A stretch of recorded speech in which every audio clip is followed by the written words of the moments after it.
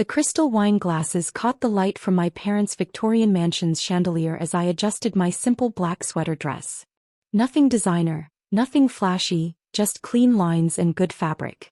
The kind of understated elegance that my family had never learned to recognize, too busy chasing logos and brand names to understand real quality. I'm Victoria Blake, though my family still calls me Vicky, like I'm 12 years old. At 33, I'm the family disappointment who dropped out of law school to pursue what they call my little hobby business. The daughter who chose to work from her apartment instead of climbing corporate ladders or marrying well like my sister Charlotte. "Vicky, darling," my mother called from the dining room, her voice carrying that familiar note of concern mixed with embarrassment. "Could you help bring in the dessert? And please try to mingle more. The Weatherbys are here and their son Jonathan just made partner at his father's firm." I smiled, continuing to arrange the Christmas cookies on the silver platter. Jonathan Weatherby, who'd been trying to ask me out since college despite my complete lack of interest. Another suitable match in my mother's endless campaign to save me from myself. The dining room was already full when I entered. Extended family friends and various members of our parents' social circle, all gathered for the annual Christmas dinner that served more as a networking event than a family celebration. Everyone dressed in their holiday finest, comparing recent purchases and discussing their children's achievements. There she is. My sister Charlotte waved me over to the main table, her diamond bracelet catching the light. At 35, she was everything my parents wanted in a daughter. Married to a hedge fund manager, living in Connecticut, mother of 2 perfectly behaved children who attended the right private schools. I took my assigned seat between Aunt Patricia and Cousin James, both of whom immediately began their usual interrogation about my life choices. "So Vicky," Aunt Patricia began, her voice dripping with false concern, "how's the online business going? Still selling those little outfits?" "It's fashion design, Aunt Patricia. And yes, it's going well." James laughed, the sound sharp and dismissive. "Fashion design? Come on, Vic. You drop ship clothes from overseas and mark them up. That's not design, that's basic retail arbitrage."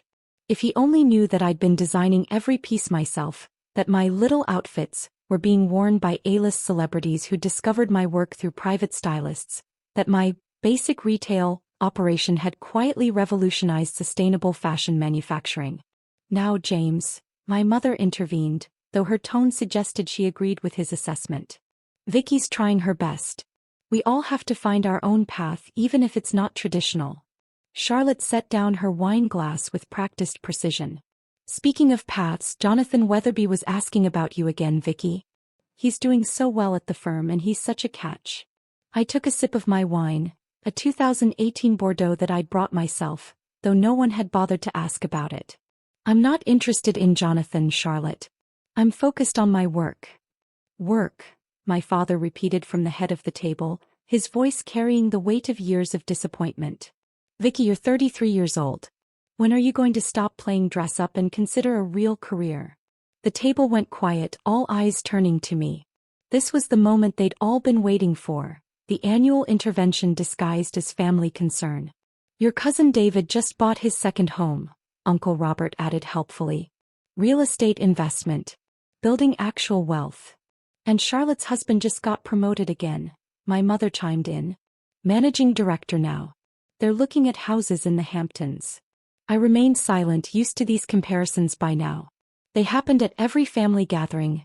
Someone would decide it was time to shame me into abandoning my dreams and embracing their version of success. "The thing is," Charlotte continued, her voice taking on that particular tone that meant she thought she was being helpful, "online businesses aren't really sustainable. They're just hobbies that occasionally make money. You need something with real security, real growth potential." "Like what?" I asked quietly. "Well," she gestured around the table, "look at everyone here. James is in finance, David's in real estate, Jonathan's in law. These are careers that matter, that build generational wealth. Still selling clothes online?" Charlotte's voice suddenly rose, loud enough that conversations at nearby tables paused. "Like some teenager with an Etsy shop?" The room fell silent except for the soft Christmas music playing in the background. I could feel the weight of their collective judgment, their shared certainty that I was wasting my life on childish pursuits. "Charlotte, please," my father murmured, "not so loud." But she was emboldened by what she perceived as family support, her voice carrying clearly across the dining room. Everyone here is building something real, contributing to society, creating actual value. And you're still playing with fabric samples and selling clothes to strangers on the internet. I quietly sipped my wine, watching the faces around the table. Some looked embarrassed by Charlotte's outburst, others nodded in agreement. My mother just looked sad, as if watching her daughter's life slip away one failed business decision at a time. Right then my phone rang. The distinctive ringtone I'd assigned to business calls cut through the ambient noise of Christmas dinner conversation. I glanced at the screen. Sophia Martinez, New York Fashion Week coordinator. The timing was either perfect or disastrous depending on your perspective. I should take this, I said calmly. Oh please, Charlotte scoffed. Another customer complaining about a delayed shipment? Without hesitation I put the call on speaker, holding the phone up so everyone at the table could hear clearly. Miss Blake, this is Sophia Martinez from New York Fashion Week. I'm calling because Vogue wants to feature your billion-dollar empire. Their jaws dropped. The entire dining room went silent. Not just our table. The whole room seemed to pause, as if someone had pressed mute on Christmas dinner itself. The Christmas music continued playing, but no one seemed to hear it. Sophia's voice continued through the speaker, professional and excited. Anna Wintour herself approved the cover story. They're calling it The Invisible Revolution: How Victoria Blake Built Fashion's Most Sustainable Empire in Secret. The photo shoot is scheduled for January 3rd at their Manhattan studio. Charlotte's wine glass tilted in her hand, Bordeaux spilling onto the white tablecloth unnoticed. James's mouth hung open like he was trying to catch flies. Aunt Patricia blinked rapidly, as if her brain was refusing to process the information. Sophia, I said calmly, can we discuss the interview details tomorrow? I'm at a family dinner. Of course, Victoria. I just wanted to confirm that Forbes will also be running their feature next week. The $1.2 billion fashion disruptor who changed everything. Your publicist mentioned you'd be unavailable tonight, but the editors are incredibly excited about both pieces. I ended the call and looked around the table at their stunned faces. The silence stretched for what felt like hours but was probably only seconds. Billion, Uncle Robert whispered finally. Vogue cover, my mother repeated as if testing the words. Charlotte had gone completely pale. The sister who'd spent the last 10 minutes lecturing me about real careers and sustainable businesses looked like she might need medical attention. Victoria, Aunt Patricia's voice was barely audible. What exactly do you sell? I slipped my phone back into my purse, straightening my simple sweater dress. Sustainable fashion, Aunt Patricia. The little outfits you've been dismissing? They're worn by half the celebrities you see on red carpets. The online hobby? It's the largest eco-friendly fashion platform in the world. The nearby tables had started whispering, putting together pieces of the conversation they'd overheard. Social media was probably already buzzing with fragments of the call, speculation about the mysterious Vogue cover story that had just been announced at a Christmas dinner. But, James stammered, you work from home. You don't have an office. Actually, I have 12 manufacturing facilities across 4 countries, I corrected gently. And headquarters in Soho that I bought last year. The home office was just for privacy while I built everything. Charlotte finally found her voice. You've been lying to us. No, I said firmly. I've been working. The difference is, you never asked what I was actually building. You just assumed that because you didn't understand it, it couldn't be valuable. I stood up, smoothing my dress, which ironically, was one of my own designs, though none of them would have recognized it. The teenager with an Etsy shop has built the fastest-growing sustainable fashion company in history. We've eliminated 2.3 million pounds of textile waste this year alone. As I walked toward the living room, I could hear the explosion of whispered conversations behind me. Questions, denials, desperate attempts to understand how the family failure had secretly become more successful than all of them combined. Vicky, wait. My father's voice stopped me at the doorway. I turned back to face the table full of shocked relatives and family friends.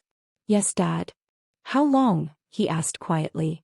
How long have you been building a billion-dollar company?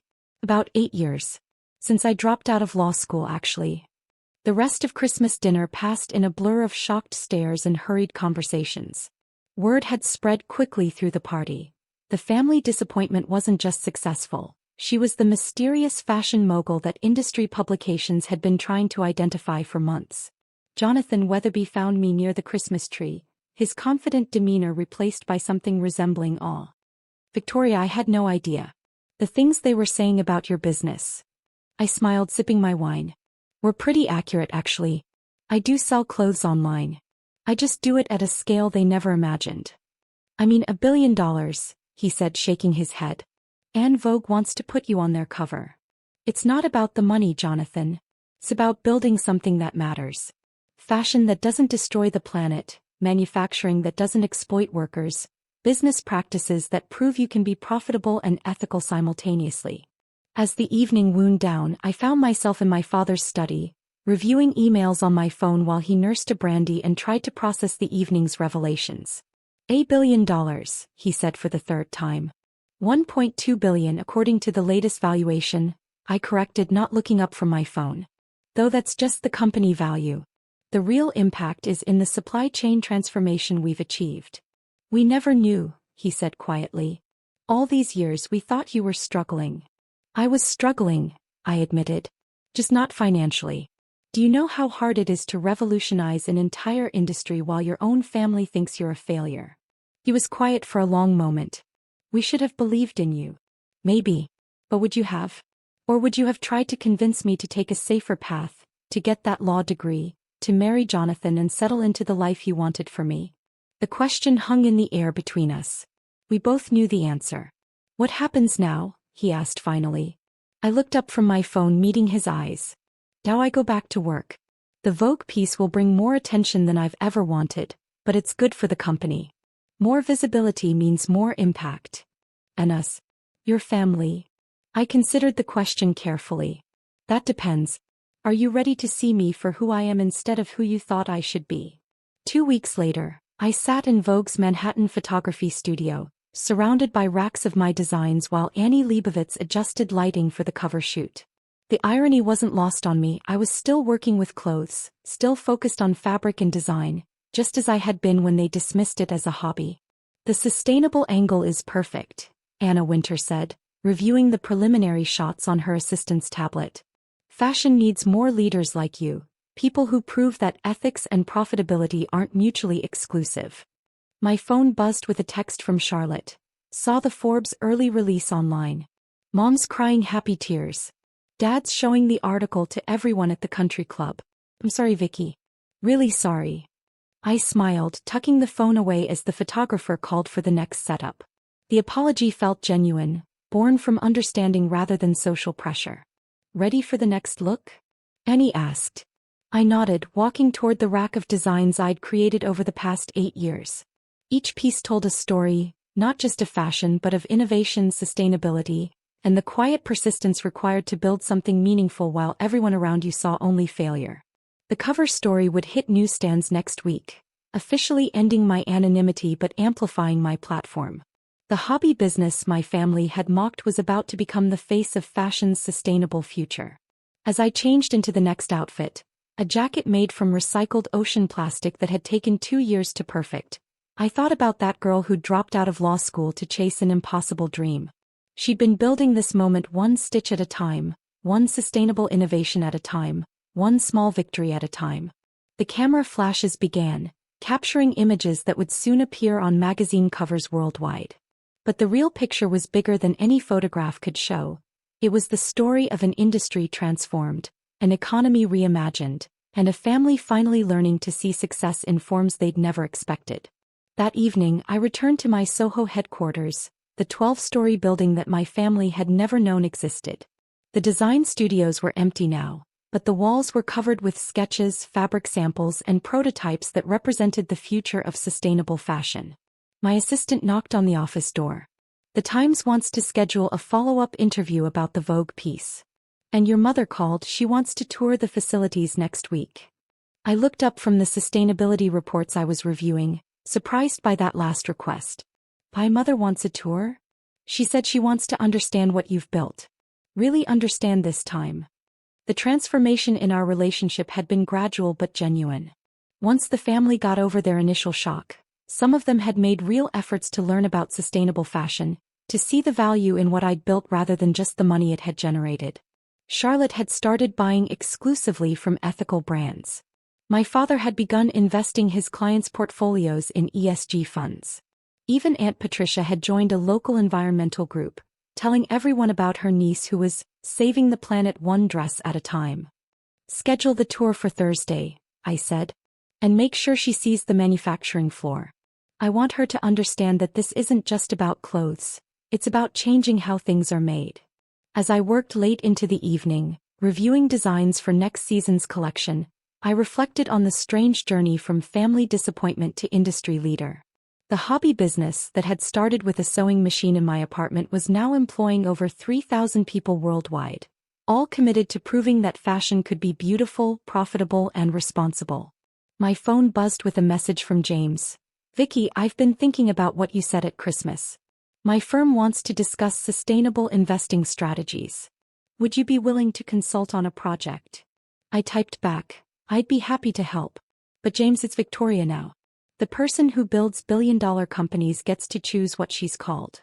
His response came quickly, "Understood. And Victoria, I'm proud to be your cousin." That night, driving home to my penthouse apartment, purchased through the same holding company I'd used to buy the headquarters, I thought about the power of persistence.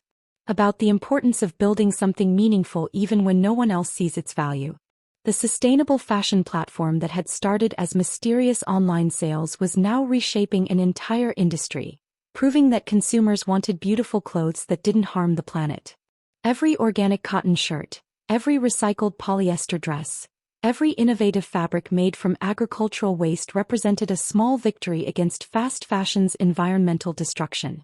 But the technology and innovation were just tools. The real revolution had been in persistence, in continuing to build something meaningful despite being consistently underestimated by the people who should have supported me most. My phone rang as I pulled into my building's garage. The caller ID showed my mother's number. "Hi, Mom. Victoria, I just finished reading the Forbes article online.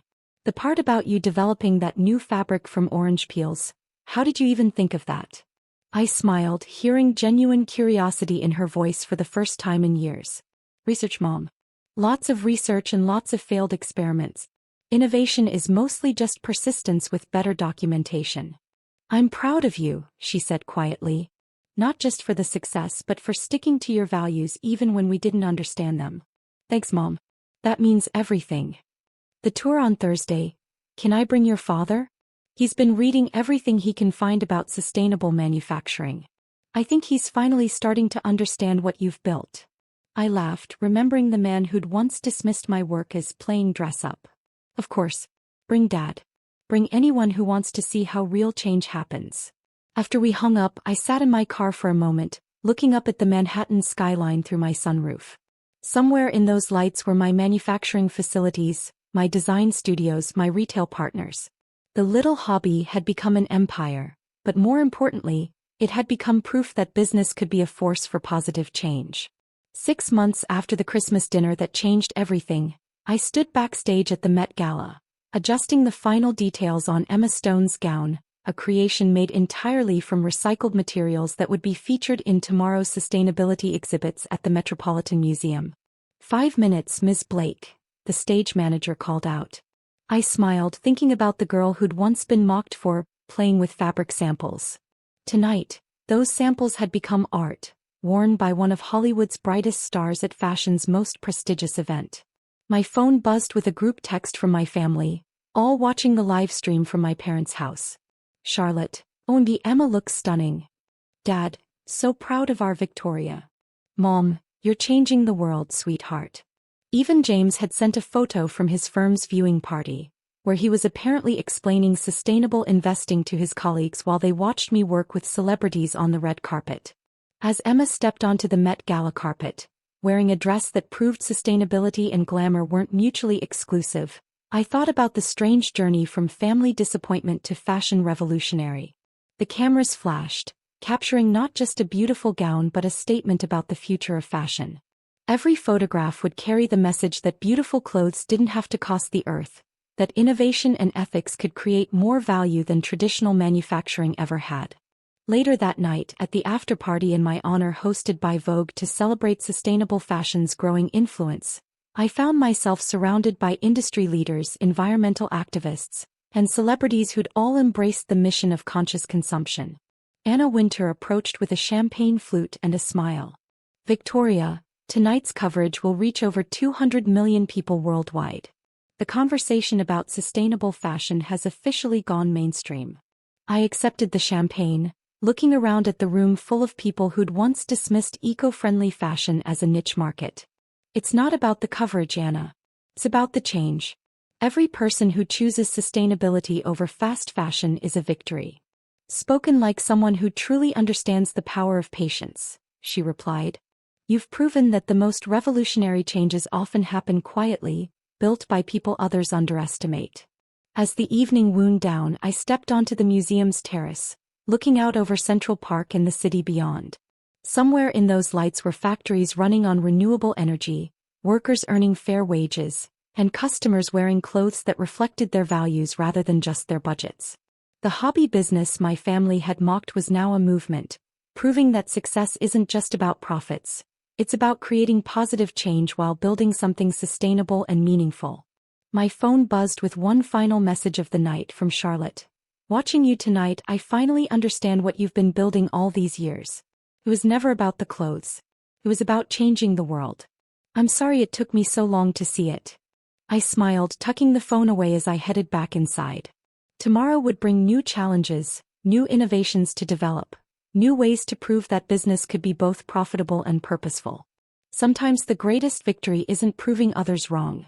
It's showing them that success comes in forms they never imagined, built by people they never saw coming, using methods they never understood until it was impossible to ignore the results. The girl with the sewing machine had become the woman with the vision. And fashion, finally, was becoming beautiful in every sense of the word.